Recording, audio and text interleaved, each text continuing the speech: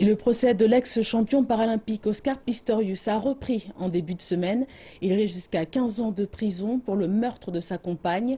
Les deux parties vont présenter leurs arguments pour tenter d'influer sur la sentence. La défense prétend que Pistorius présente des symptômes de dépression.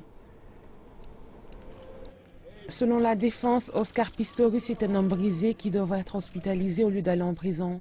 Il n'est pas capable de témoigner, selon Johann Scholz, psychologue de la défense. Depuis le drame, il est atteint de troubles psychiatriques graves qui se sont aggravés au cours des 2 dernières années. Pistorius a abattu sa compagne Riva Steenkamp en 2013. À l'époque, il a déclaré l'avoir prise pour un voleur. Il lui a tiré 4 fois dessus à travers la porte des toilettes. Jerry Nell, le procureur général, conteste le fait que Pistorius est trop traumatisé pour témoigner, car il a récemment accordé une interview à une chaîne anglaise.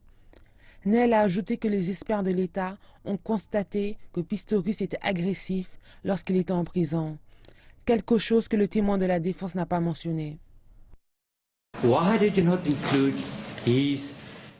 Pourquoi n'avez-vous pas mentionné son attitude agressive et verbalement violente envers les représentants? Pourquoi ne l'avez-vous pas écrit dans votre rapport? Êtes-vous en train de dire que cela n'est jamais arrivé? C'est peut-être arrivé. Si elle le dit, je l'accepte. Pourquoi ne l'avez-vous pas dit à la cour? Je ne l'ai pas dit car j'estime que c'est très peu scientifique. Pistorius avait l'air hagard, comme cela a été le cas durant tout son procès. Le parquet judiciaire doit déterminer s'il doit réclamer la peine maximale, qui est de 15 ans. Nous demanderons la peine maximale prévue par la loi. Toutefois, cela n'est pas de notre ressort d'imposer les peines, mais à la discrétion de l'officier qui préside. Nous devons accepter que si elle trouve des circonstances importantes et déterminantes qui lui permettent d'imposer une peine autre que la peine minimale, elle pourrait le faire.